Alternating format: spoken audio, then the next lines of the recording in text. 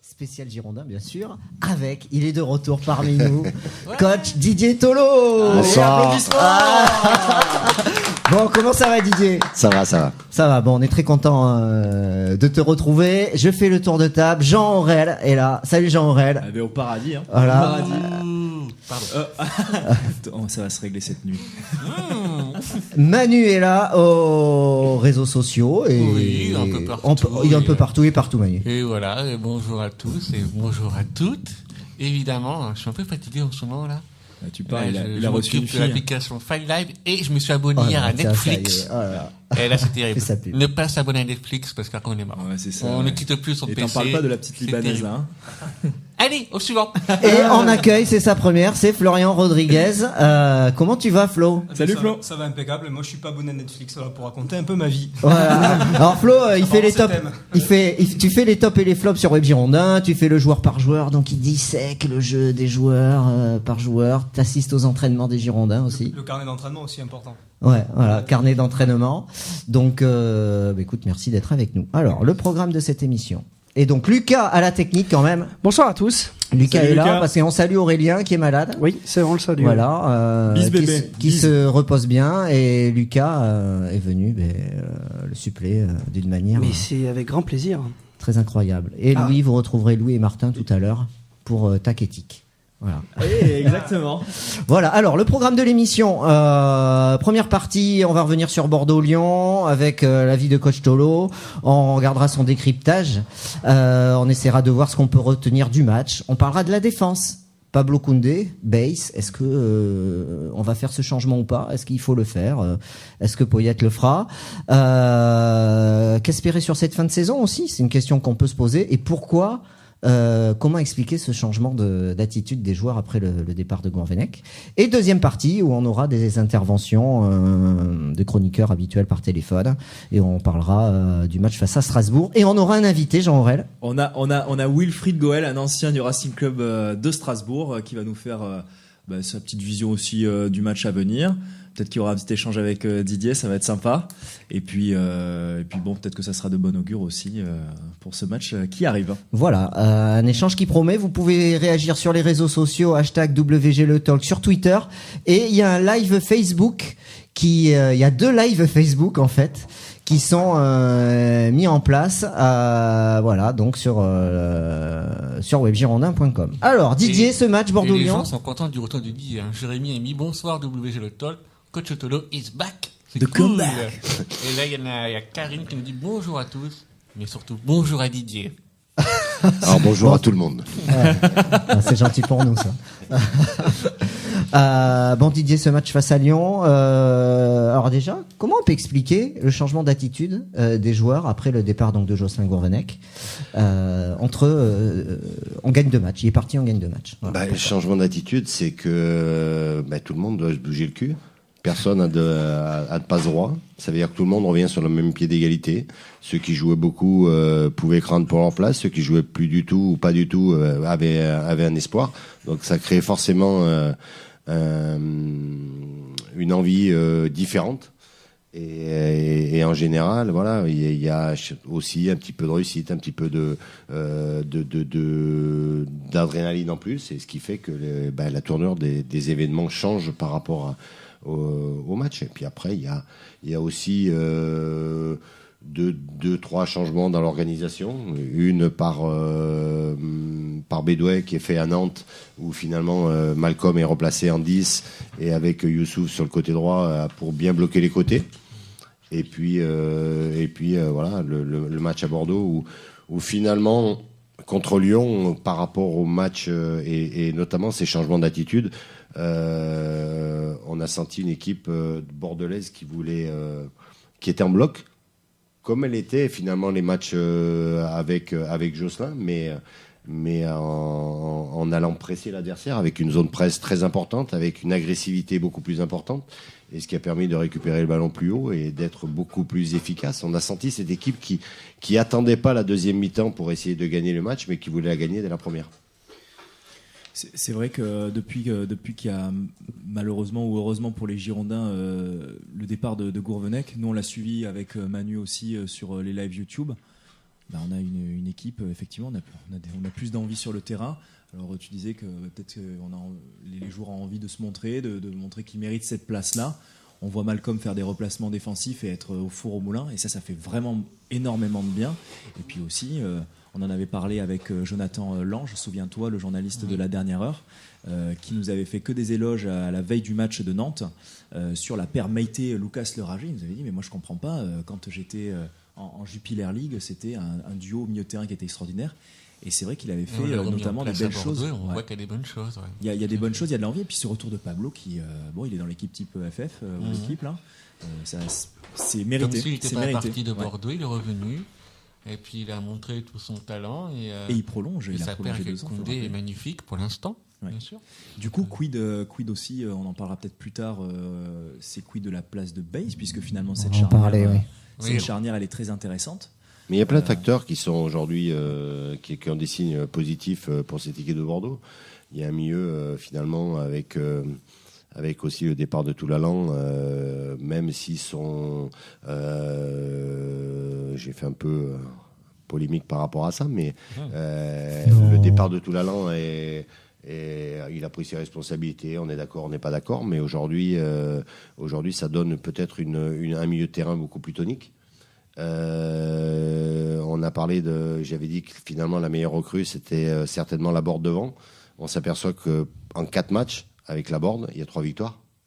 Alors c'est pas forcément le nombre de buts, c'est pas forcément la qualité technique, c'est l'investissement sans faille de demande en profondeur, de vouloir garder les ballons, de travailler pour l'équipe, qui permet aussi de libérer les autres. On l'a vu sur le premier but de Bordeaux. Dégagement de Pablo, c'est lui qui arrive à conserver le ballon pour la dévier à Malcolm déborde, c'est lui qui fait le premier appel au premier poteau pour ramener finalement le défenseur et le latéral au premier poteau, et Depréville se retrouve tout seul au deuxième. Donc voilà, il y a plein de paramètres qui font qu'aujourd'hui je pense que Bordeaux est dans une bonne dynamique. Justement, Flo, toi qui assistais aux entraînements avec Jocelyn Gourvenec, tu as assisté à un entraînement avec Gustavo Poyet donc la semaine dernière la semaine dernière. Est-ce que tu vois toi aussi un changement d'attitude à l'entraînement? Ça m'intéresse est-ce que tu le perçois? C'est plus subtil que ça, parce que l'attitude, moi j'ai toujours dit de ce que j'ai vu des séances d'entraînement avec Jocelyn Gourvenec et son staff, les joueurs bossaient, les joueurs répondaient à ce qu'on leur demandait. Ça, c'était une chose.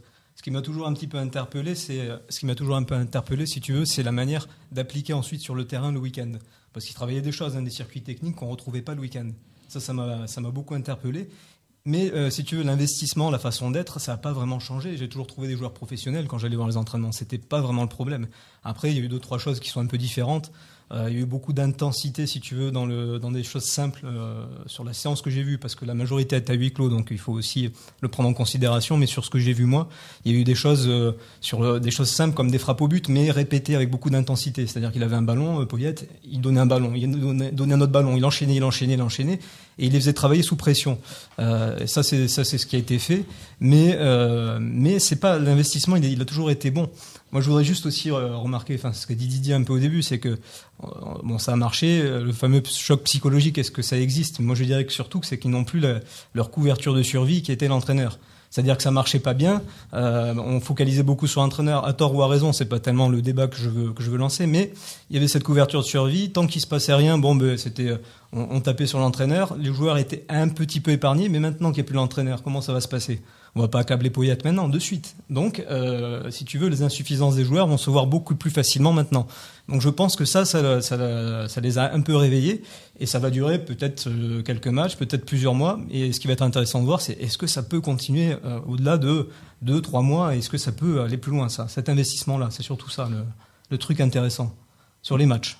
Mais ce qui est le plus frappant, et aujourd'hui on oublie beaucoup de choses quand on regarde un match, c'est-à-dire que on a toujours dit il y a des, comme tu peux le dire, parce que moi je connais aussi Jocelyn qui est un grand professionnel, qui a tout fait pour essayer de changer les choses. Mais on dit on travaillait les schémas à l'entraînement, les schémas de jeu, on voit du jeu, mais c'est pas la priorité. La priorité, pour faire les schémas de jeu, il faut d'abord récupérer le ballon. Et c'est dans l'attitude de la récupération du ballon qu'on a vu un changement. Donc ça veut dire des joueurs beaucoup plus agressifs, des joueurs qui défendent en avançant, des joueurs qui vont, je l'ai dit aussi, non pas rester à 3 mètres de l'adversaire, mais aller mordre là. Et les Lyonnais n'ont pas pu respirer sur ce plan-là. Pourquoi ils n'ont pas pu jouer? Pourquoi on les a trouvés moyens? Parce que Bordeaux a été très très bon dans cette zone-là. Et à partir du moment où tu récupères le ballon plus vite, tu fais moins d'efforts défensifs, donc tu as plus de jus pour aller vers l'avant. C'est tout un schéma qui est différent dans ton match. C'est vrai que bon, mais cette envie, elle est de nouveau là. Même Genesio l'a salué. Faut quand même reconnaître aussi le fair play du coach lyonnais. Tout à fait. Même moi qui suis plutôt partagé sur les performances d'un Pounjé, par exemple, je le trouve beaucoup plus mort de faim dans ses interventions et bizarrement ou heureusement pour lui, il est auteur de très beaux gestes, je le reconnais. Gajic, que j'ai toujours trouvé très intéressant et on en avait discuté un petit peu, peut-être que vu que Malcolm refait des replacements défensifs, on le voit peut-être un peu mieux aussi. Et puis cette charnière, moi que je ressouligne encore une fois, Pablo Koundé, on a l'impression qu'il a du métier alors que c'est quoi, c'est sa deuxième, troisième titularisation? C'est sa troisième, je crois. Je fais penser un peu à Presnel Kipembe. Justement, il arrive, il se met directement dans l'ambiance. Ce qui est d'autant plus frappant par rapport à lui, c'est que donc ça doit être, si je me trompe pas, son 4e match. Ouais, c'est quelque chose. Son 5e. Il a commencé par Grandville. Ouais, donc son 5e match, je pense. Il a été associé à 4 charnières différentes. En plus. Donc ça veut dire que t'es jeune, tu rentres, tu peux avoir des repères, tu peux aider par le mec à côté de toi. Les repères, tu les as plus. Donc, et j'ai trouvé moi une grande maturité de jeu, très agressif. La taille, on en parle, mais tu peux mesurer 1m73 et avoir un timing très très bon et gagner les ballons de la tête. On l'a vu gagner les ballons de la tête d'ailleurs contre Caen. Il fait 1,78 exactement. J'ai sa fiche devant les yeux. Son nom m'échappe. Santini. Devant Santini. Voilà, donc c'est vrai que c'est une bonne trouvaille. D'autant plus que Ivan Santini est très très bon dans le jeu aérien, oui. donc. Justement, on va en parler puisque tu en parles, Jean-Aurel. Bays va revenir, Paul Bays, qu'on a recruté au mercato d'hiver, et on s'aperçoit finalement, il est suspendu au bout de son 2e match. Est-ce qu'il va pas poser un problème à Poyet? Qu'est-ce que va faire Poyet sur le prochain match? Exprimez-vous tous là-dessus, les uns après les autres. Paris le fait très bien. Paris, ils font Marquinhos, Silva, avec Kipembe derrière. Ça change souvent. Face à Strasbourg, il met qui? Il fait quel choix pour aller affronter Strasbourg, Poyet? Moi, je vois bien un petit Pablo Bays qui va remettre son petit duo derrière. Et puis, je pense qu'il ne faut pas non plus trop cramer Koundé. Ça peut être aussi dangereux pour un jeune joueur comme ça. Donc, tu remets une charnière expérimentée.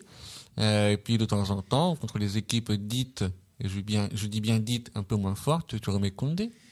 Ça serait mon avis en tout cas. N'oublions pas qu'on en a parlé longuement avant l'arrivée de Paul Bays, c'est que on est allé interviewer Johan Barbet à Londres. D'ailleurs, j'invite les abonnés à aller revoir le reportage. C'est qu'un mec Paul Bays, c'est un mec qui de toute façon, il va vouloir jouer. C'est un mort de faim, c'est un mec avec un état d'esprit.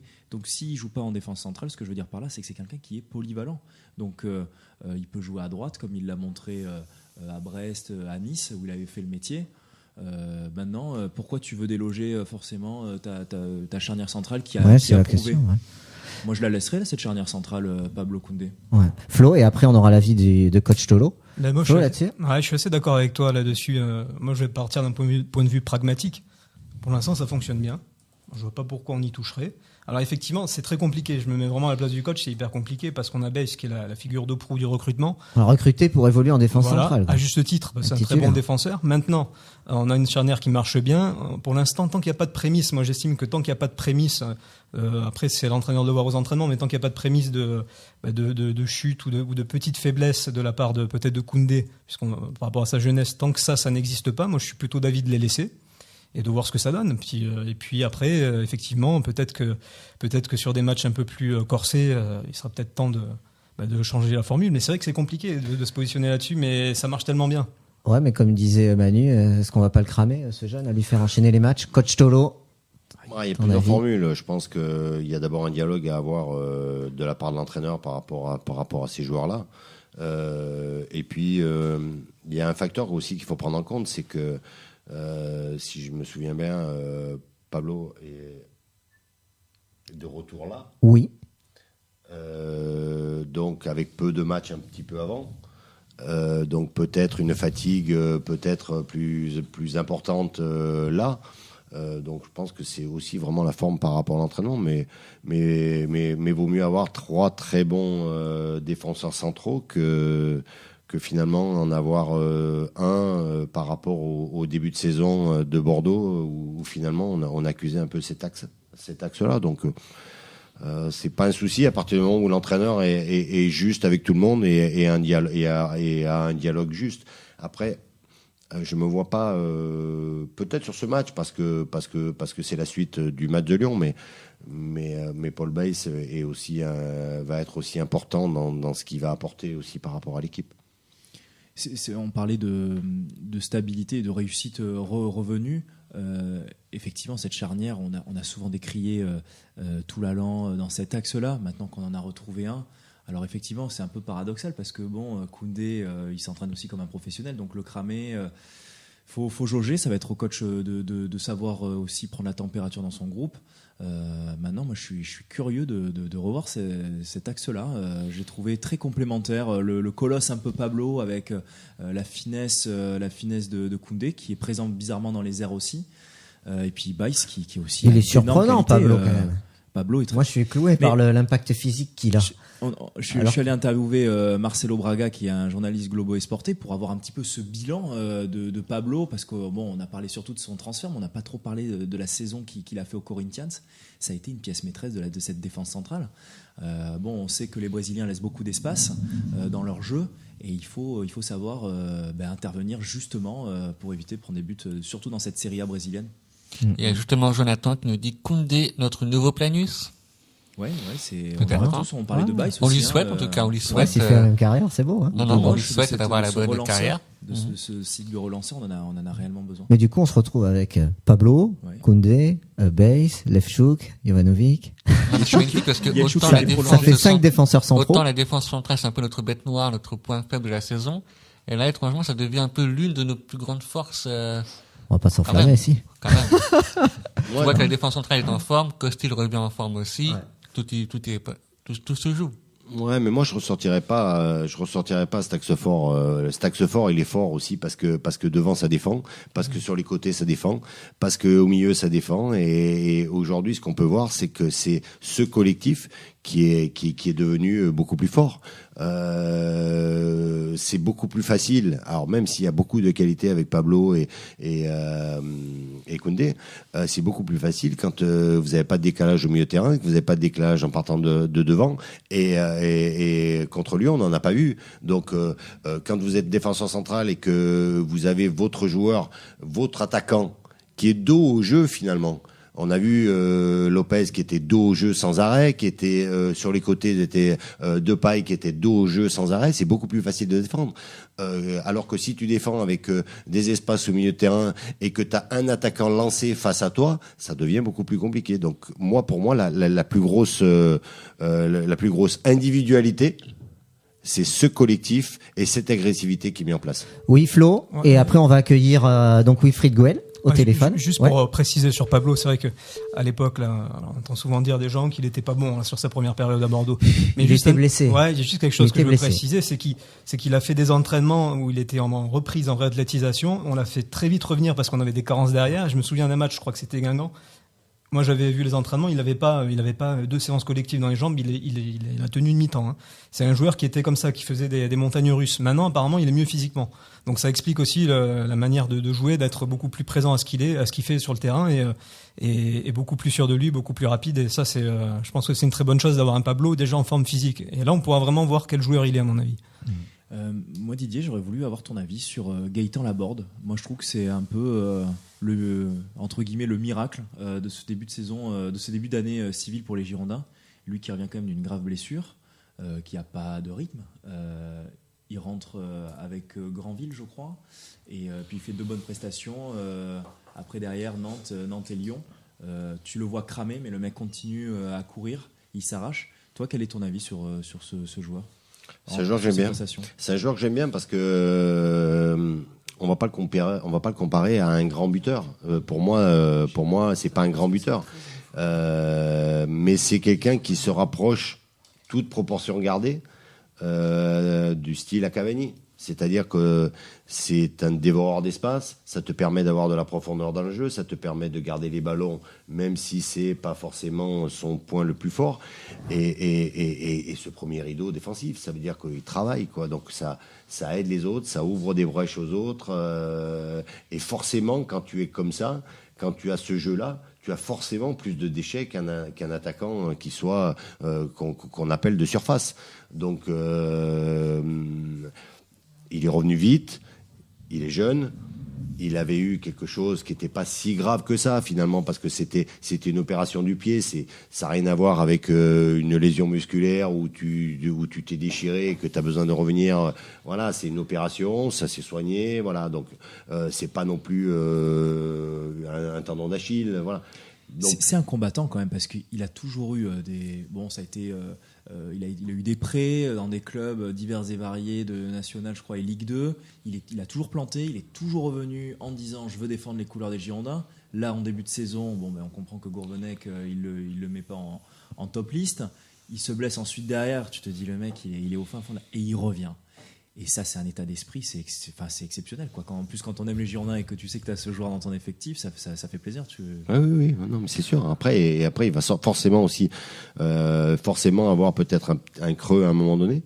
Parce que quand tu reviens comme ça d'une blessure, tu sais que les premiers mois, ça va être bien, et puis qu'à un moment donné, tu as forcément le contre-coup. Donc c'est aussi certainement pour ça que Bordeaux cherche aussi une piste pour être un peu plus performant sur la durée. Ouais, et justement, est-ce que vous pensez moi je doute sur la nécessité de recruter un attaquant. Flo, je sais pas, alors là tu viens de dire que pour le faire souffler Gaëtan, ça serait une possibilité. Mais moi un attaquant, il reste quoi ? Il reste 13 matchs, 15 matchs à jouer. Ça dépend si c'est un attaquant qui est vraiment un numéro 9 ou c'est quelqu'un qui peut être polyvalent, qui peut jouer à gauche, qui peut jouer à droite ou un peu plus en soutien de l'attaquant. Il y a ces profils-là. Je veux dire, on prend nos Prairies, on prend même Laborde sur un côté. Je peux être aussi efficace, mais il y a des joueurs qui peuvent. Parce qu'on a Cafou, on a Camano. Bon, c'est le joueur de côté, mais moi je me dis, est-ce qu'on peut pas attendre le marché d'été pour avoir un meilleur prix, une meilleure occasion, quoi. Voilà. Ça dépend de pas mal de choses. Maintenant, moi je trouve que c'est léger de jouer avec un seul attaquant de pointe, parce que autant on a des jeunes dans les autres catégories de l'équipe, c'est-à-dire vers la défense, au milieu de terrain, on a des jeunes qui sont derrière, qui poussent, autant en attaque, c'est pas flagrant pour l'instant. Donc moi je pense que c'est un peu léger de l'avoir seul en pointe, même si Depréville peut dépanner effectivement en pointe aussi, mais si on enlève Depréville, on est dans un jeu d'échecs, il faut trouver quand même quelqu'un qui soit performant à sa place à gauche. Jusqu'à présent, Camano fait pas une grande saison, loin de là. Oui. Cafou, n'en parlons pas. Donc pour l'instant, c'est peut-être un peu dangereux d'avoir ce seul attaquant-là. Et puis la deuxième chose à souligner, c'est quoi ? C'est quel est l'objectif jusqu'à présent ? Voilà, ça va être quoi l'objectif ? L'objectif, voilà, qu'est-ce qu'on peut espérer là sur ces derniers mois ? Et puis, il faut pas oublier que sur certains matchs, tu peux être un 4-3-3, sur d'autres matchs, tu peux être un 4-2-3-1, et sur d'autres matchs, tu vas pouvoir jouer en 4-4-2 si tu tombes contre une défense qui est renforcée ou que tu as besoin de jouer à deux attaquants. Aujourd'hui, la nécessité peut-être d'avoir un autre peut être bénéfique pour la suite de la saison. Et en cours de match. Et en cours de match. S'il y a besoin de mettre un deuxième attaquant selon les circonstances. Qu'est-ce qu'on peut espérer là sur cette fin de saison, Jean-Brel ? Moi je trouve, alors pour revenir à l'attaquant, il manque un petit peu cet impact player qui a toujours donné du succès aussi aux Girondins, parce que depuis Chamac, chez Diabaté, dont il y a eu plusieurs railleries, et encore aujourd'hui, mine de rien, c'est toujours des mecs... Faut que tu ailles le chercher à l'étranger, t'aimes bien les étrangers, toi. Ouais. Mais toi, bizarrement, il y en a qui connaît dans les étrangers aussi. Et Prišić, non, comment ? Priović. Que tu as côtoyé 3 mois, Didier, à Sion. Mais il manque cet impact player, peut-être pour faire la différence sur des matchs un petit peu cadenassés, sur des coups de pied arrêtés. Tu as toujours besoin de densité physique. Et un Cheikh Diabaté, qui est du cru, qui est bordelais, il mettait toujours ses 10 buts par saison, du genou, de l'orteil, et mine de rien, ça te fait des points quand même à la fin de saison. Donc moi je pense que pour en venir à l'attaquant, ce serait pas une mauvaise idée, évidemment. Tu vas pas lâcher 8 millions d'euros sur un marché hivernal, si tu peux attendre peut-être l'été. Moi je me range à votre avis. Maintenant, pour répondre à ta question sur qu'est-ce qu'on peut espérer pour la fin de saison, Je pense que moi je crois que finalement Martin peut rentrer dans son objectif de début de saison. Regarde, on est quoi? On est 9e. C'est lequel son objectif? C'était lequel? Ça, Oui, voilà. c'est Oui, européen, Manu. Il avait Pas annoncé descendre? l'Europe. C'est trop tôt. Il avait Ah, vas-y. annoncé l'Europe Ouais, en c'est début vrai. de saison. Quand tu vois, tu enchaînes 2 victoires, tout est possible dans cette Ligue 1. Oui. Bon, t'as 5 équipes qui semblent un peu intouchables, bien que tu viens de taper Lyon. Bon, après ils ont enchaîné, ils ont fait 2-3 matchs quand même en quelques jours. Mais pourquoi pas, après tout, si tu es sur une bonne dynamique et que Malcolm finalement se met en tête peut-être d'aller jouer la Seleção, pourquoi pas, après tout, Tite le connaît. Et puis s'il y a une nouvelle dynamique positive, eh bien, soyons optimistes. On a mangé du pain noir pendant 2 mois et demi, 3 mois. Je crois qu'on a le droit de rêver un petit peu. Ouais, je pense justement on a mangé du pain noir pendant 2 mois et demi, 3 mois. Nous pensons, faut pas penser maintenant à la Coupe d'Europe, faut penser à se reconstruire. 6e place, Enfin, c'est pas une insulte. C'est pas La grossier. 6e place, elle est à 11 points, je crois, ou 9 points. Il te reste 15 Je pense matchs. que c'est pas maintenant qu'on pourrait, peut-être dans un mois, on pourrait y plus de penser. coupe. Dans 2-3 matchs, on pourrait y penser. Pour l'instant, reconstruisons une équipe, remettons les bases, retrouvons Avant, la ouais. confiance, et après, dans 2-3 matchs, si on a encore des résultats positifs, pensons à la Coupe d'Europe. Mais vraiment, pour l'instant, enchaînons les victoires, enchaînons la confiance pour engranger. Pourquoi je dis ça? Parce que, bon, Manu, t'étais avec moi quand on a vu ces matchs-là. C'est tellement le jour et la nuit entre ce qu'on a vu, et pourtant Dieu sait si je suis critique, que je me fais reprendre, etc. Parce qu'imagine, mais c'est vrai que c'est le jour et la nuit, Parce que- notamment sur ce match de Nantes, c'est plus la même équipe. on perd contre Strasbourg, on fait match nul contre Ce qui est l'équipe d'après, possible, parce je ne que sais il y a plus un contre qui. effectif de qualité. Mais là, on repart à la 15e place et on repart plus de Coupe d'Europe. Donc ça peut flinguer le moral des joueurs.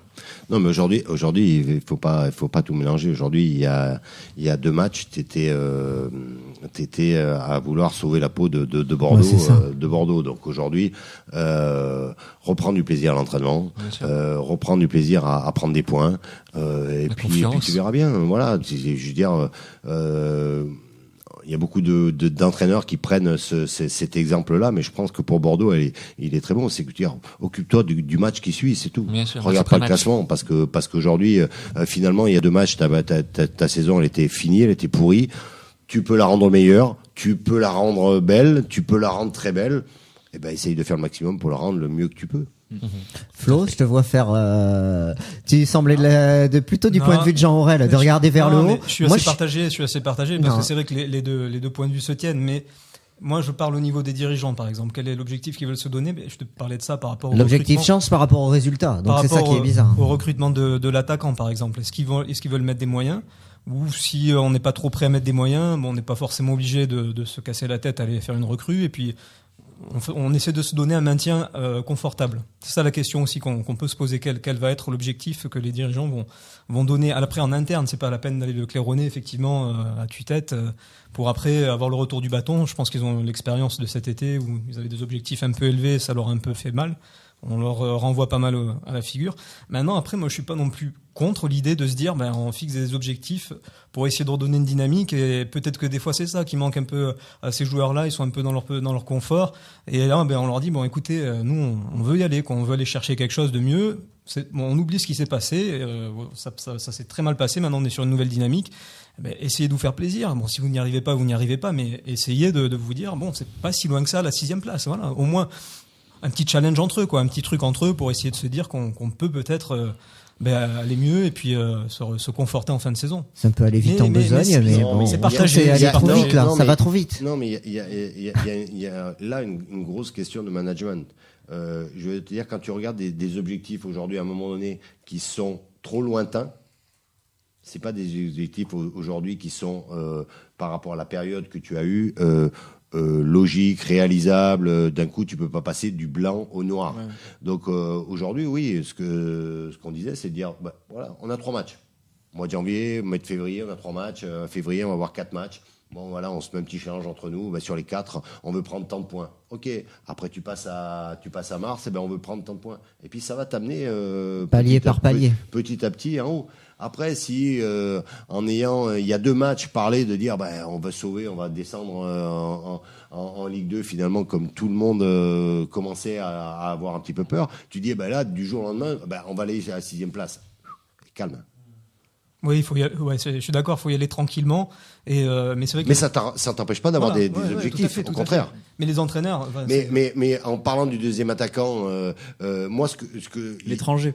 non, mais ce qui est important, c'est de recruter complémentaire. C'est pas de recruter un attaquant pour prendre la place à la board. Ouais, ça, c'est de dire aujourd'hui on veut un attaquant et aujourd'hui, t'es pas à l'abri que Gaëtan ou que Malcolm qui ait une blessure là dans les matchs qui viennent. Tu fais quoi?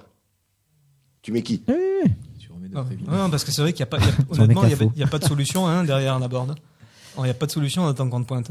Il y a le jeune Ta qui a un peu pointé le bout de son nez, mais C'est-à-dire qu'ils ont tous les mêmes profils. Après, C'est pas le même si potentiel. c'est pour recruter un attaquant pour prendre la place à la board, je dis que c'est pas le moment et il faut lui laisser ce qu'il est en train de faire parce qu'il apporte à l'équipe. T'imagines? Il est bon, on lui fait venir de Préville, on le met sur le côté. Il est bon, allez, on lui remet quelqu'un dans les pattes. Ouais, mais quand t'es attaquant, c'est toujours comme ça. Oui. Moi, j'ai été attaquant partout où je suis passé. En début de saison, j'étais le 4e attaquant. On était pour 2 places ou pour 1 place. J'étais le 4e. Je peux te dire que à la fin, au bout de 2 mois d'entraînement, j'étais souvent dans les premiers ou le 2e parce que Gagner tu ta place, t'entraînes quoi. et que tu prouves à l'entraîneur que tu es capable de jouer plus haut. Donc Didier, toi, est-ce que tu prendrais un deuxième, enfin un attaquant type voilà chez Gabaté, un grand pour amener un peu plus d'impact physique ou pas du tout, ou autre chose? Si j'ai une recrue à faire, c'est peut-être un pari sur l'avenir et de dire voilà, on prend peut-être un jeune ou quelque chose qui peut nous amener, mais avec une palette différente peut-être. D'accord. On a une réaction sur le live Facebook. Il y a Nicolas Petitjean qui nous dit: vous vous moquez des buts de Tchèque Gabaté? Non, t'inquiète Pas pas, du on se tout. moque Non, pas. Pas du tout, Mais au contraire. Loué, Au contraire. Il poursuit. Mais Didier marquait des buts du tibia. C'est une tradition chez nous. Ah oui, oui. Et il y a Karine qui a dit bonjour à Didier tout à l'heure. Tout à fait d'accord avec Didier. Donc Karine, on a bien vu ton petit jeu. Tu veux pécho Didier? Mais l'important d'un attaquant, c'est pas de marquer des buts extraordinaires, c'est d'être là au bon moment et de les mettre au fond. Mais voilà, dans le profil, peut-être, comme on sait que Mendy est peut-être à 6 mois, c'est peut-être prendre ce profil-là de gars qui est capable. Je prends un exemple de match, faire 70 minutes avec Gaëtan qui est titulaire et qui va harceler les défenses, et puis à un moment donné tu as peut-être besoin d'un point d'appui un peu plus haut pour vous regarder et faire les dernières 15 minutes avec l'autre attaquant. Allez, donc on a un petit souci technique. Souvent, on n'est pas. Il nous arrive toujours des trucs un peu bizarres. On peut pas prendre au téléphone Wilfried Goel. On s'en excuse. Hein. Ben non, on n'a pas le bon téléphone. On n'a pas le bon téléphone à la Voilà, radio. Alors, on n'a pas à le la bon radio, téléphone. ils nous ont pas Pas le laissé bon le bon téléphone, téléphone. Il faut le téléphone 17 et on a le 20, quoi. Voilà, c'est En ça. gros, Voilà, en gros, c'est ça, ouais. Ouais, Voilà. c'est ça. Donc ça fait Il y a partie des Jonathan. aléas. C'est Il les y a- aléas du direct. Il y a Jonathan qui a réagi Oui. sur WG le Talk. Gaëtan Laborde, qui devait absolument être remplaçant en début de saison, alors qu'il est le 9 le plus vaillant de Ligue 1. Dès qu'il revient, bizarrement, on attaque mieux. Alors le style Poyet, on a vu qu'il essaie de créer de la cohésion. Il les invite au restaurant. Ah ouais? Ouais, on a vu après le match. d'accord. C'est plutôt des choses simples et sympas. Et c'est quoi le style Poyet? Faut recréer une cohésion, et il a raison. Mais justement, ce coach-là, ça va être. Il débarque à Bordeaux. On a tous lu son CV, on a tous regardé ce qui se disait dans les grands médias. On a même contacté l'Amérique du Sud pour savoir qui il était aussi. Ça va peut-être être le bon moyen à Bordeaux, qui a un club qui est quand même médiatisé, de se montrer, et de montrer enfin son style, dont on s'interroge tous sur C'est vrai. quel il est. Voilà. Ouais, Non, mais- c'est vrai. Hein. Donc, On sait pourquoi que c'est pas. quelqu'un qui fédère beaucoup dans les vestiaires, qui est très joyeux, qui amène beaucoup de bonne humeur dans les vestiaires. C'est ce qu'il fallait en ce moment à Bordeaux. C'est ce qu'on a dit souvent. Donc, moi, j'ai bien croire les journalistes et les anciens joueurs qui l'ont dit. Quand tu as un groupe qui est un peu en fissure, Moi, j'espère que pour un entraîneur, il n'a pas que cette qualité, J'allais dire parce parce qu'à ce moment-là, si t'as que cette qualité, vaut mieux acheter un clown. Ça coûtera moins cher. Hein. J'allais dire, il y a Sinon, je Canada peux y qui- aller. Ou sinon, je peux y aller. Sinon. Non, mais quand t'as un groupe qui est un Salut, peu les gars, mal c'est psychologiquement, qui est un peu cassé et tout, avoir un entraîneur qui, spécialement, peut amener, quand même un vrai entraîneur, qui peut amener cet état de bonne humeur, cet état de cohésion dans un groupe, c'est très très important. Oui. Bon après. Non, mais, c'est un petit plus, mais hyper voilà, important. chaque entraîneur a sa personnalité. Lui Bien sûr. va venir avec sa personnalité. tu le vois sur le bord du terrain, voilà, ça paraît d'être un gagneur, un teigneux, mais serein, voilà. Il va faire du Poyet. Et puis, voilà, et comme Gourvenec a fait du Gourvenec, comme un autre entraîneur fera par rapport à sa personnalité. Son style, ouais. Bon, allez, il nous reste quelques minutes avant la pause. Match de Strasbourg, ça se profile lentement mais sûrement. Il va arriver. C'est samedi soir à 20h. Oui, vas-y, Jean-Aurel. Vous me confirmez que Terrier, il a signé à l'Olympique? Il a signé à Lyon et Léo Dubois va suivre. Donc l'arrière droit, le capitaine de Nantes, c'est ça? C'est ça. Donc, qu'on avait vu, il avait fait. Mais ils ont signé, mais ils restent à leur club pendant 6 mois. Alors c'était la question que j'allais poser. Est-ce qu'ils restaient dans leur club? Oui, ils restent à leur club pendant 6 mois. Ouais. D'accord. Ce Terrier, il est. Moi, je regardais ses prestations avec l'équipe de France Espoir plutôt, évidemment. Je vais faire une vanne Il est avec très, Terrier, très je vais bon. me retenir. Et puis à Bordeaux, il avait planté, je crois aussi quand il. Le magnifique but à la Olive et Tom.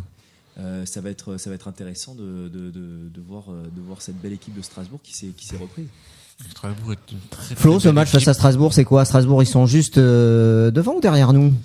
On le voit comment? Même dispositif, est-ce qu'il va changer? Bon, toi qui observes le club. Moi, ça m'intéresse aussi quand même. C'est pas Ils des sont choses- juste derrière nous, 27 points, et nous, on a 29 points. Ça m'intéresse aussi ces oppositions-là dans l'histoire, parce que c'est vrai que quand tu remarques, on a jamais bien réussi à Strasbourg, ou très rarement. C'est un club qui nous réussit pas beaucoup, parce qu'on arrive toujours là-bas, c'est des traquenards, c'est des matchs, surtout cette année où ils sont intenses dans le pressing, ils sont très physiques. Et nous, on n'a pas trop aimé ça cette saison, d'avoir des équipes comme ça. Dès qu'on s'est fait un peu remuer, c'était la fin du monde.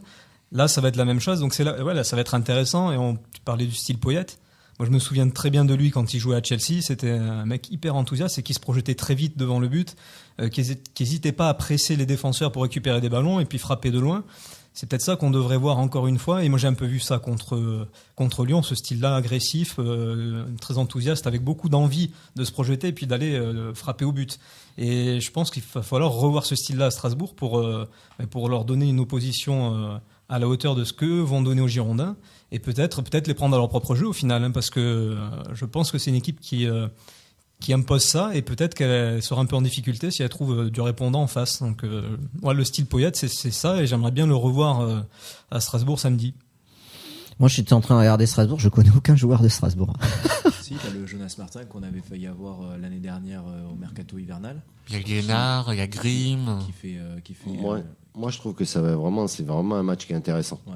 Oui. Ça va, Parce c'est que un peu on sort de 2 matchs à Nantes. Alors c'est pas pour minimiser la performance de Bordeaux, loin de là, mais à Nantes j'ai trouvé une équipe de nantaise un peu émoussée contre Bordeaux. Et Lyon, c'est une équipe joueuse. C'est pas une équipe agressive, c'est une équipe qui aime avoir le ballon, qui aime pas trop défendre, qui aime pas trop les coups. Et là, on va tomber contre une équipe de Strasbourg où le défi physique va être important. Et c'est là où on va vraiment voir si Bordeaux est capable de répondre à ça, parce que sur les 2 derniers matchs, il y a pas eu ça de l'adversaire. Donc, comment va réagir Bordeaux par rapport à cet aspect-là de Strasbourg, où c'est un jeu physique, où c'est un pressing, où c'est de l'agressivité sans faille, parce que c'est vraiment la caractéristique de cette équipe. On en saura plus après le match. Je trouve qu'on a bien répondu au défi physique face à Lyon. On a eu des tampons, quoi. Il y a eu Oui, ces mais on a tampons. répondu au défi physique Oui. quand on sait que Lyon, c'est pas une équipe qui aime. Chaque fois que Lyon s'est fait rentrer dedans dans la plupart des matchs, ils ont été plutôt en difficulté. Si tu laisses Lyon prendre le jeu, ou là t'es plus en difficulté. J'avais une question, moi, pour Didier. Thierry Lauré, l'entraîneur de Strasbourg. Tu l'as rencontré, je pense, dans les années 90. Oui. C'était quel style de joueur? Est-ce que ça se retrouve, ça aussi, le style de joueur qu'il était? Est-ce que ça se retrouve dans la manière de jouer de son équipe à Strasbourg? Oui, et puis il faut pas oublier que cette équipe-là, il y a 2 ans, elle était en nationale, donc elle est montée avec la plupart des joueurs qui avaient plus une caractéristique. Quand tu sais que en nationale ou en Ligue 2, c'est plus une caractéristique physique. Aujourd'hui, quand tu regardes le championnat de L2 avec Reims en tête du championnat, c'est une équipe très physique, c'est une équipe avec des grands gabarits, avec de l'agressivité. Donc, comme la moitié de ces joueurs est montée en Ligue 1, eh bien, ils ont gardé cette caractéristique qu'ils avaient à l'étage au-dessous. Tour de table. On va commencer par Didier pour conclure cette première partie. Malcolm, qui est cité dans la commission de discipline pour sa soi-disant simulation. Vous en pensez quoi? On commence. Allez, Jean Aurel, et on terminera par Didier. Franchement, je trouve ça incroyable, moi, par rapport à d'autres gestes qu'on peut avoir. Bon, il a usé de malice. Moi, je préfère, pour vous dire, je préfère retenir le montage qu'il y a eu de Tony Chaperon qui croche-patte mal. Ah oui. Plutôt que de retenir ça. Très rigolo, oui. Ouais, voilà. Je trouve que c'est bon, il a simulé.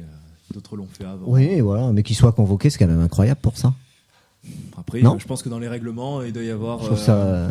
C'est normal. C'est normal de quoi Tu qu'il fais soit un- convoqué. tu fais On un applique jeu. la règle. Ravanelli, il était jamais convoqué. Ouais. Bah oui, mais là, dans ce cas-là, c'est pas de la faute de la commission, c'est de la faute des Du règlement. voilà, du règlement. T'as une règle, tu la respectes Moi et merci. qui au fais revoir. des études de droit, voilà. Mais il dit quoi, le règle de règlement droit existe, mais Il dit quoi, le est-ce qu'elle est règlement, la même en fait pour tous, ça, c'est Je sais autre pas chose du tout, aussi. mais Bon, mais s'il y a un Après avoir règlement, faut visionné les respecter le images, tu règlement. peux être convoqué en commission de discipline. Après, moi, c'est pas illogique qu'il soit convoqué. Parce que c'est une simulation qui est assez grossière quand même. Ouais, quand même. Mais jusqu'à preuve du contraire, tu peux être convoqué et pas suspendu, comme l'a été Lopez à Lyon. Donc, faut peut-être que Malcolm y aille en commission avec Jean-Michel Aulas. Boum. C'est Vous ça. avez le droit de reprendre cette punchline. Demain dans l'équipe, C'est ça. Didier Tolo. Comme Malcolm. Aïe, avec Jean-Michel Aulas à la commission. Flo, ton avis là-dessus? Moi, je trouve ça nul qu'il soit convoqué. Je comprends même pas, quoi, parce que bon, est-ce qu'il a vraiment fait exprès de simuler? Je vais pas me faire que des amis, mais moi j'aime pas du tout ce genre de De geste geste. de Malcolm. Franchement, c'est un mec qui a vachement de talent, il a pas besoin de ça pour obtenir des pénaltys. Donc ça vraiment, ça m'a gonflé, hein, clairement. Mais maintenant, ce qui me gêne, c'est Parce qu'il que- est touché quand même. Non. Il exagère le Allez, geste, un petit peu, Qu'est-ce non? qu'il y a une petite gifle dans le mouvement bon, Il est non, touché non. par la brindille. Voilà. Bon. Et bon, mais par contre, ce qui est Ah bon, j'ai embêtant, mal c'est vu, que alors. Par la coccinelle, la C'est, petite euh, coccinelle. Non, mais je pense que c'est ce qu'il a à dire, c'est qu'après qu'il soit convoqué, c'est tout à fait logique. Après, il faut pas qu'il y ait deux poids, deux mesures entre les Oui. sanctions qu'il y a entre une simulation et une autre. Oui. Ce qu'il faut revoir, c'est que donc c'est Morel qui est à l'origine du truc, il n'y a rien. Mais Morel, après tous les matchs, a mis 3 cartons. Un à Le Radja qui il a fait saigner Le Radja, un gros cachou à Depréville et la borne. Pas un carton jaune. Donc là, il y a vraiment des grosses fautes. Le problème, il est là surtout. C'est-à-dire, si lui il est convoqué, faut en convoquer à chaque week-end. Morel quoi. surtout. non, mais Ouais, Flo. c'est très aléatoire tout ça. On a l'impression qu'il y a des disparités. C'est ça Alors, qui- que ce soit les simulations, que ce soit les tacles sévères, que ce soit aussi des actes de violence entre les joueurs. C'est tellement disparate. On ne sait pas ce qui va se passer d'une situation à une autre. Et à un moment donné, on se réveille, on en convoque un, peut-être qu'on va gracier, et puis l'autre, on va le sanctionner. C'est ça le problème. Il faudra en début de saison qu'on soit clair sur les barèmes, sur ce qu'on ne veut plus voir sur les terrains, et qu'on l'applique de A à Z du début à la fin. Là, c'est un petit peu au petit bonheur la chance, et c'est un peu n'importe quoi. Parce qu'aujourd'hui, tu peux prendre, tu peux retourner le truc, sans parler de Lyon, sans parler de Prin. Mais si t'es l'adversaire de Malcolm, si t'es supporter de l'adversaire de Malcolm sur ce match, je suis pas sûr que tu le prennes de la même façon. Ouais. Surtout que ça fait basculer le match en plus, ce penalty. Les Parisiens avec Ravanelli, tu parlais de Ravanelli à l'époque. Ah, ouais, non. Je suis sûr que les supporters marseillais ont défendu Ravanelli corps et âme, mais de l'autre côté, Ouais, mais il était jamais C'était un convoqué. cauchemar. Non, mais c'est surtout qu'on en convoque un. Et puis Mariano Diaz, qui avait fait une simulation grossière face à Toulouse, il a pas été convoqué. Donc c'est là où je comprends pas, quoi. C'est parce que C'est c'est juste Toulouse. pour ça que je comprends pas. il a été convoqué, mais pas sanctionné. je Mais crois. même si Ouais. tu vas plus loin dans ce C'est là où je comprends pas. Moi, il y a un truc qui est, mais après, c'est pas du tout par rapport au Girondins ou voilà. Mais le deuxième penalty qui est la sortie de Lopez, elle est hallucinante. Elle est hallucinante. Le joueur, il est au duel, il va sortir, il fait un penalty là qui fait tourner le match. Parce que tu rentres à la mi-temps un partout, c'est pas du tout le même match en deuxième mi-temps. Il va être convoqué par Olas, hein, Lopez. je pense. Par Olas, oui. C'est lui qui convoque. Ok, quelque chose à ajouter pour la fin de cette première partie? Non, non. Non, Mais ok. déjà, on a une info mercato. Oui. Didier n'ira pas entraîner Lyon. Non, c'est pas. Hein. Je suis stéphanois. Hein. Eh ben oui, c'est vrai. À Saint-Étienne de Mollard. Ok, bon, ben merci. On vous donne rendez-vous dans.